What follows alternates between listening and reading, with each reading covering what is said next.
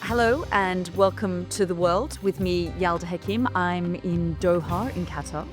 And me, Richard Engel, I am in Jerusalem. And sorry we are coming to you one day late, but we waited on purpose because of late breaking developments. And of course, you can write into us at the usual place, theworld@sky.uk. Richard and I love getting your comments, and follow us wherever you get your podcasts.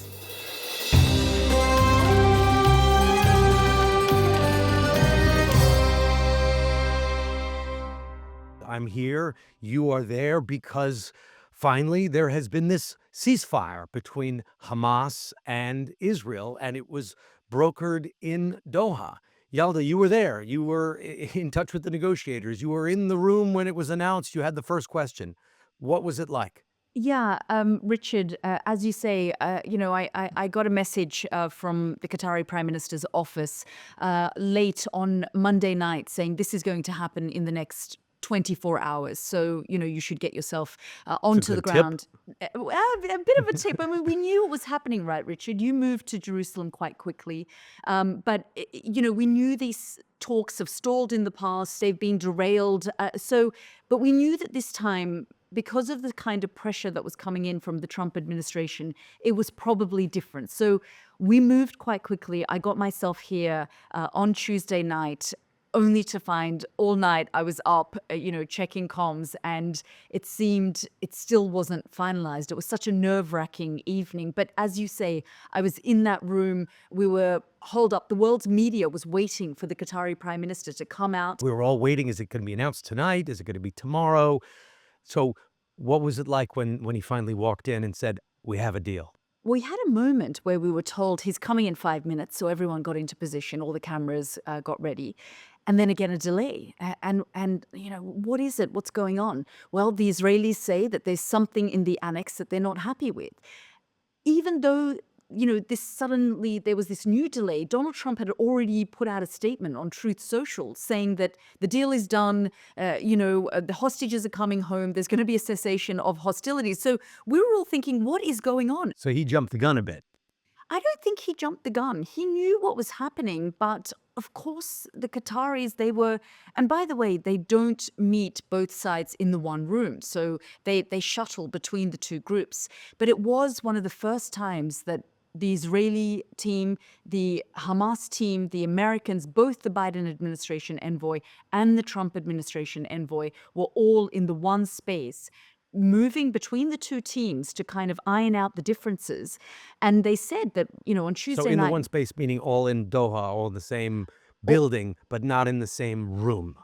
they weren't in the same room at the same time, but the Israeli delegation and Hamas team were going into the Qatari Prime Minister's office at different points to negotiate and discuss, and then that was being relayed back to the other team. So it just gives you a sense of just not only is this deal so fragile and precarious, but also we're talking about two warring sides that even till the very end, the Benjamin Netanyahu's office was putting out statements saying, the Hamas terrorist group haven't agreed to this part of the deal. And Hamas coming out, putting out statements saying Israel is not victorious. We gained what we wanted to. So, just give us a sense, though, from your perspective. You're in Jerusalem. I've been seeing the demonstrations, the anti-ceasefire demonstrations that are currently taking place in Jerusalem. What is the mood there? So we'll get to the content of the deal in a second. But yes, same way you made your way quickly to Doha so you could be there for the last minute wranglings over this deal. I'm just picturing people shuttling between one room to the next so that they don't bump into each other in the hallway. Did they have separate bathrooms? Anyway, the logistics of that are interesting to imagine. But I was way out in northeastern Syria. I was doing another story on ISIS, like we were discussing last time, and it looked like a deal was getting closer. Got here in time before the announcement, and then the announcement came after some delay, and the mood in Gaza. I'll start with that because that's kind of the most obvious one, because it was unified. There was a kind of a clear stance. We had our team in Gaza watching, filming as the reaction was coming in. everyone was sitting around. They were watching TVs. They were watching Arab, international channels, hanging on every word. You could hear a pin drop as people were watching, and then they were nervous because the deal was announced, but it wasn't confirmed. And Trump had put out this tweet, sort of saying the epic deal wouldn't have happened without me, and it wasn't totally signed yet because of the Qatari prime minister. There was a few hours of nervousness, and then boom, it dropped, and everyone started cheering, and they went outside, and they were pouring into the streets, and they were celebrating that finally they hope they're going to have some peace and quiet, and they're gonna not live under constant bombings, and more food is going to come in, and the war is over, which has been so devastating. With the war, they hope is over. There's a pathway to ending the war, which has been so devastating for the 2.3 million people of Gaza. In Israel, the reaction has been much more nuanced. This has not been a happy day. There are no celebrations. People are happy. That's unfair to say it's not been a happy day. People are generally pleased that they're putting this behind them, but there's no joyful celebrations, no fireworks, nothing like that. Because at the end of the day, this is the culmination of a terrible terrorist attack, and it's a hostage swap, and they're going to be getting back, according to the deal, hostages, but they're also getting back a lot of bodies, and this war has been so traumatic emotionally and politically for Israel. The country became somewhat isolated. Israel, founded as a result of the Holocaust, Israelis found themselves accused of genocide, and they saw international flights being cut off to this country, and anti-Israeli protests, and anti-Semitism on the rise, and huge divisions in this country between the left and the right. So this has been, while devastating for Gaza physically and in terms of the death toll, it has really been a moment of soul searching here in Israel, and traumatic in a different way. So the mood is relief, sure, but also a degree of melancholy and introspection. Richard, last night I spoke to one of the hostage families, and it isn't a sense of celebration because A, they're not quite sure. There are leaked lists, so they're not quite sure if those leaked lists are actually accurate. They said they hadn't received a call from the Prime Minister's office, so they don't know if their loved one is coming home. They don't know if their loved one is alive or not, so no real proof of life. And then, of course, over the course of the last 14, 15 months since October 7, these hostage families have really become incredibly close in their shared pain. And so this idea that one person's family member comes out and the others are, of course, happy, but everyone has a shared and collective pain and trauma of what happened. As you say, this is the worst attack on Israel since the Holocaust. So, there is so much pain and grief on both sides. But let's just get into the details of this actual deal because it is complicated. There are multiple phases, and this could go on for many months, and it could collapse at any moment. So there's first of all, a long time between now and Sunday. There is a nervous sort of feeling around anything could potentially happen. All right, let's tackle it together. I've got the deal here in front of me. All right, so you handle stage one, I'll do stage two, and then we'll flip for stage three. So this was leaked to the press from within the room. Someone had taken a picture, and then suddenly, like wildfire, I have it it spread too. last night. Exactly, and we all received it via the different channels. Those who were speaking to Hamas were getting it via Hamas. The Americans were sending it out. So it was the various parties putting this out. Clearly, someone just took a picture of it from a desk. So anyway, three phases. Phase one. And by the way, on the picture thing, I had someone from the Qatari Prime Minister's office go, "I can't believe they've leaked this, and that's our table." So, but Phase one is roughly 42 days, so about 6 weeks, and we're expecting about 33 hostages to come out in that first phase, which starts Sunday. And even before this deal was announced, I was told that, both sides almost wanted to gift this to Donald Trump on Inauguration Day. So we might have even seen those first images of the hostages being released. A small number of hostages, by the way. All 33 won't come out on this at the same time, because in exchange for the hostages that are being released, Hamas wants prisoners, Palestinians who are being kept in Israeli prisons, many of them rounded up. Some have been there for lengthy a length of time, sometimes for decades.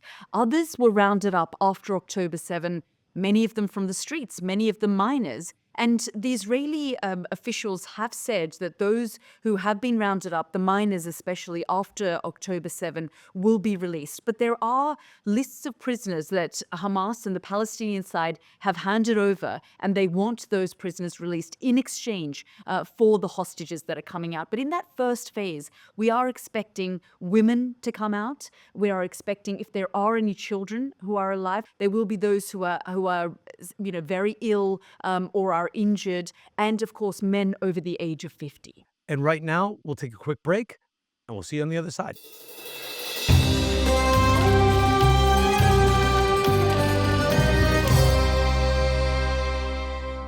That's phase one, 42 days, which is a long time, by the way. And a lot could go wrong in that time. So let's stay optimistic here just to outline, and then we'll talk about all the pitfalls. Do you want me to handle phase two? Yeah, go ahead. Phase two. All right. So phase two, 42 days to get the most severe cases out, hundreds of Palestinian prisoners, and a pullback of Israeli troops in order to allow Palestinians to move, go back to the north, and allow more aid to get in. Assuming, which is a big assumption, this goes forward. 16 days into the process, they start negotiating phase two. You can already hear one of the big problems here. Phase two has not been determined yet. Phase two is to allow for the rest of the hostages to come out. So not the humanitarian cases, but the military-aged males, the Israeli soldiers, everyone else comes out in phase two, and you have a more permanent ceasefire. So the temporary phase one becomes more permanently established, and you're working to what they're describing a sustainable calm. And they start negotiating that 16 days into it. And as far as I know, there's no real time limit of how long that's supposed to take place. It's supposed to just start after the 42 days and then hopefully be fairly quick. But again, no exact details because it still needs to be negotiated. Big question mark.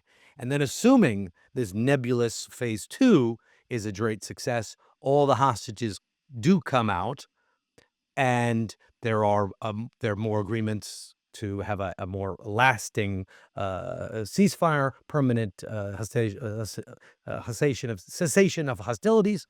Then there's phase three. You want to take that one? Yeah, so don't forget that the Israelis also want the bodies of those hostages. They're aware that 98 hostages still remain in Gaza. As we say, we don't know how many of them are alive. We don't know how many of them are dead. But there is this belief that there's roughly 60 plus hostages that are potentially alive. But Israel still wants the bodies of those hostages that were killed or died. Hamas says they died because of the constant bombardment of Gaza over the course of the last 14, 15 months. Israel accuses Hamas of having policies at a certain time of killing them at point blank range when Israeli forces got close to releasing them and getting them out and rescuing them. So the third phase is getting the bodies of those dead hostages back into Israel, back to their families, and for Hamas, having more prisoners that are released. And of course, this whole concept of the day after, the rebuilding of Gaza, which the international community, the likes of Egypt and the United States and Qatar, have said that they want a commitment of roughly 3 to 5 years to work on rebuilding Gaza. So there are these multiple phases that will lead ultimately to rebuilding Gaza and looking at who will govern over Gaza. That was never really mentioned in this deal. You keep looking at this, okay, so Israel's is quite proud, I would say, that it destroyed Hamas, that it destroyed the Hamas military divisions. President Biden was talking about that yesterday. He said, the Hamas military formations have been decimated. Okay. There's a lot of people around the world will celebrate that, but Hamas was also the government in Gaza. Clearly a government that led them to war and a government that kidnapped people, but it also ran the basic services. So now who is supposed to govern this place? And that's been not really ever explained. They're talking about a Palestinian Authority, which is the Palestinian government that runs the West Bank and runs Palestinian areas outside of Gaza, plus, so Palestinian Authority plus some other people, other non-named, or I should say unnamed Arab states. So there's a lot that is left unanswered here. How you're supposed to get through phase 2, how you're supposed to get through phase 3, which is the rebuilding phase, and who's gonna govern the place. Correct. And, throughout this conflict, not only has there been so much bloodshed, devastation, the leveling of Gaza, so many children killed, Palestinian children killed from those 46,000 plus that have been killed as a result of this conflict, and the pain that we've seen in Israel as well. And the Prime Minister Benjamin Netanyahu saying there will never be a two-state solution. And then, of course, members of his far-right cabinet, his national security minister, just Oh, in the they're last already few... furious. Well, they're also saying that, at different twists and turns, we ensured that this ceasefire deal never came into effect, boasting about it, saying that, we didn't want this to go through. And so the question then, one has to ask, what happened over the course of the last few weeks? What did the Trump administration, the incoming Trump administration, and their envoy do? Because what I heard from diplomats here in the region, from the Arab world,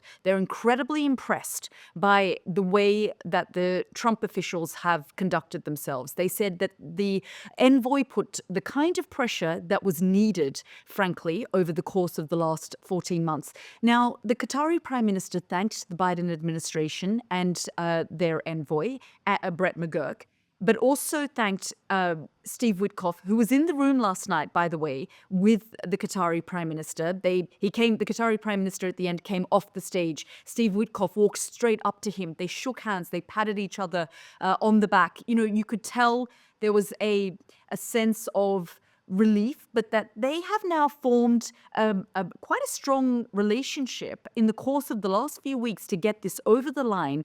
Witkoff being Trump's envoy, so he was the one getting the bigger slaps on the back, the tighter, the firmer handshakes. Absolutely. And there are all sorts of rumors that, he picked up the phone and he rang Israeli officials and said, I'm coming and I want to meet with the prime minister. And he was told it's Shabbat. So please, we can't meet you, we'll have to meet you in the evening. And he apparently in very salty English said, that's not really my problem. I'm coming and I'm going to talk to the prime minister. And the prime minister was forced to do what he, to break tradition and go and see him during Shabbat to sort of get this deal over the line. So it is the kind of pressure that we are hearing about, that the Trump administration. So while there are so many uncertainties, while this deal is incredibly fragile and precarious, the Trump administration, for all the criticism that they have received, are now invested in ensuring that perhaps at least the first phase or so of this deal gets over the line.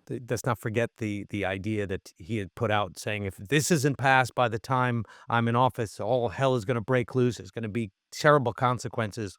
So you think that really changed the dynamic? I was at that press conference with the Qatari Prime Minister, and I put the first question to him. I said to him, how much, why now? Why this moment? And how much pressure came from the Trump administration? Let's just have a listen to what he had to say.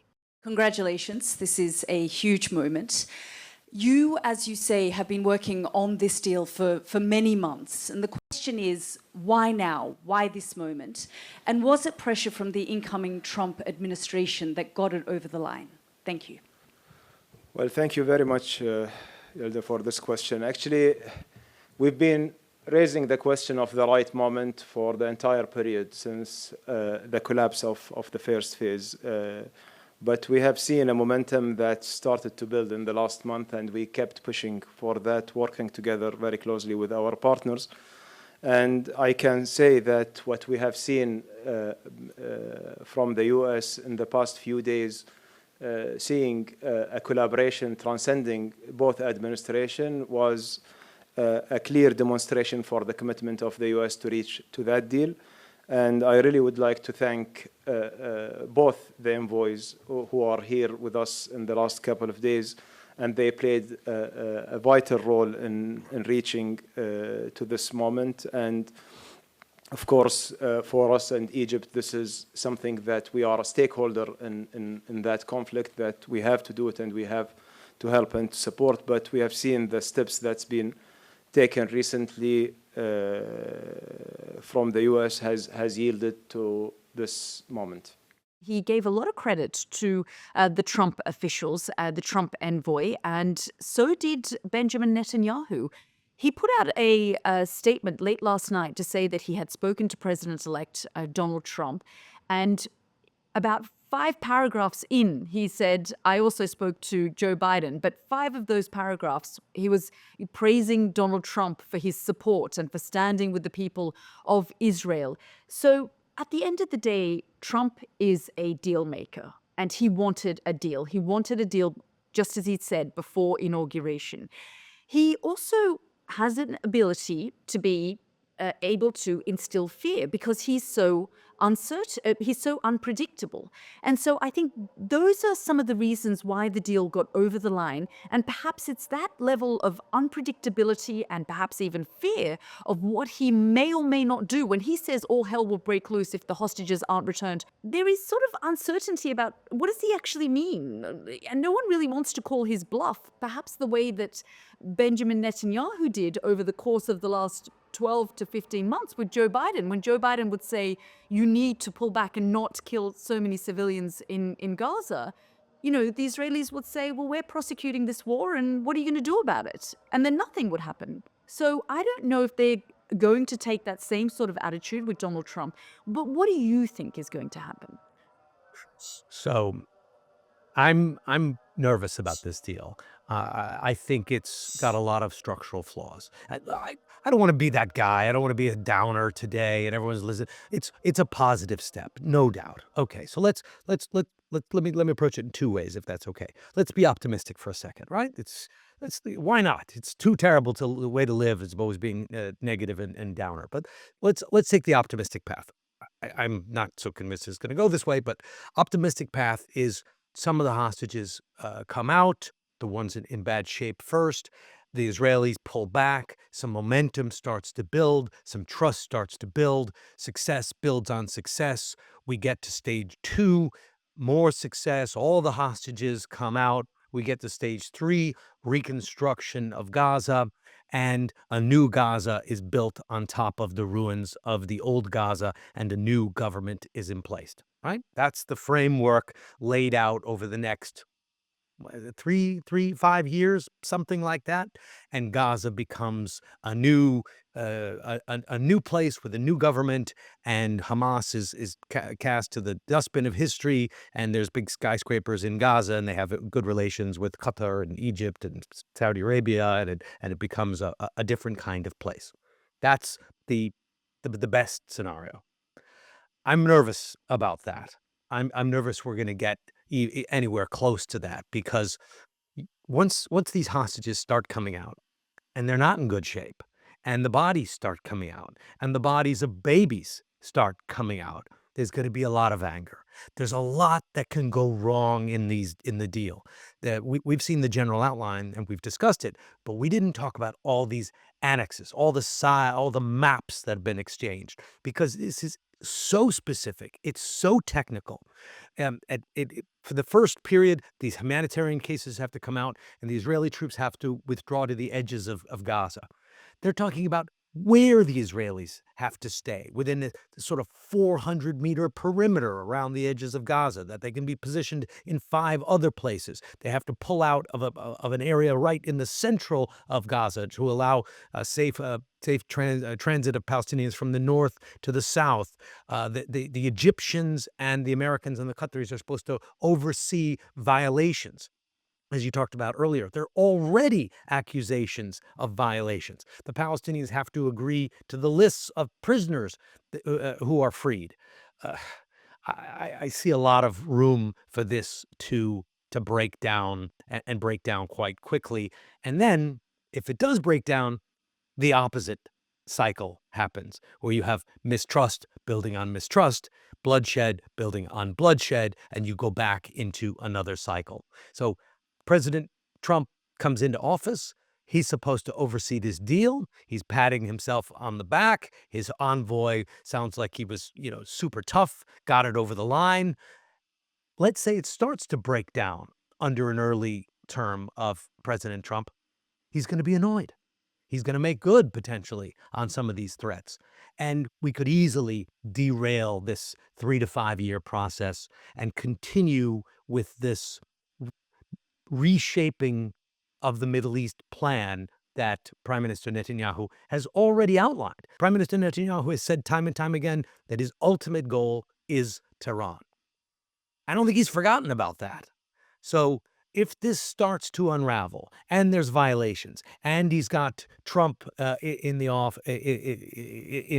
presidency, who has some skin in the game now because he's taking credit for this deal, and it starts to unravel, I could see this whole thing, this whole dream of a new Gaza in phase 3, sort of being pushed aside, and more fighting happening in the region. So I'm a little nervous. I don't know if I would put a percentage on it, but I think of us getting to phase 3 smoothly, 10%. And Richard, I mean, you've been reporting on this story for decades. You've lived in the region, you've lived in Jerusalem, and you've seen these same sorts of issues, reoccurring, the same sorts of problems that keep emerging. And just a few days ago, we heard the outgoing U.S. Secretary of State, Antony Blinken, say that for as many Hamas fighters that have been killed, Hamas has managed to recruit that many more. The new Hamas leader has said that Israel hasn't achieved the goals that it had set out. And one of the things that Israeli officials have always said to me when I've said, what does victory actually look like? Because surely it can't just be bombing the hell out of Gaza. They have said the total eradication of Hamas. And yet we're hearing, even today, when I speak to Israelis, they say to me, Hamas has been severely degraded. Well, they haven't been destroyed, though, have they? They haven't been eliminated. So this vicious cycle of violence, while we hope, and there is hope against hope, that this could be a new dawn, that rock bottom was reached, and perhaps this could be a new moment for this region, for the Palestinians, for Israelis to live in peace. Unfortunately, history and the experiences of both sides show that this could be very, very different. Well, Yalda, this has been fantastic. But let's end today with a little hope. Let's end today with a little optimism, because for the families of the hostages, the ones who are coming out and the ones who are going to come out, incredible relief, Yeah. incredible joy. Even if they're injured, if they have PTSD, at least they're going to be able to come home, see their families. Trauma for those who are not going to be coming out, but at least they have some sense of closure, and Israel could potentially put this dark period behind it, and the Gazans can go outside again. I mean, Gazans have been living in tents. They've been moving from place to place. The Gaza Strip has been decimated. So, okay, good. This is in general a good thing, but I don't know if they're going to get to the end of this roadmap that they've outlined. It just seems too fragile. It seems Yeah. like, if you look at it like a building, there's just not enough pillars to hold it up. It's just too many places where it could collapse. Well, Richard, as you say, we're hoping to end this podcast on a more optimistic note. This is a historic moment. And as you say as well, I mean, people, aren't necessarily celebrating, although the people of Gaza have hope that perhaps, the guns will fall silent on Sunday. But I look forward to seeing you. No doubt we'll both be back in the region very soon to continue covering this story, because it doesn't end here. To be continued. And Richard, before you go, I just want to tell our listeners that Sky is going to be launching a brand new podcast on Monday. It's called Trump 100. It'll be going out 6 days a week. Sky's brilliant US team will examine what's happening in Trump's America in a short 10 to 15-minute episodes. I'm really excited about this one, so just urging our listeners to listen to that. Until next time, Yalda. Great to see you. And So good to see you. whew, so much travel. Oh, where are they going to do this next? Well, road travel, plane travel. It is what it is. It's part of the gig. Thanks so much, Richard. See you soon.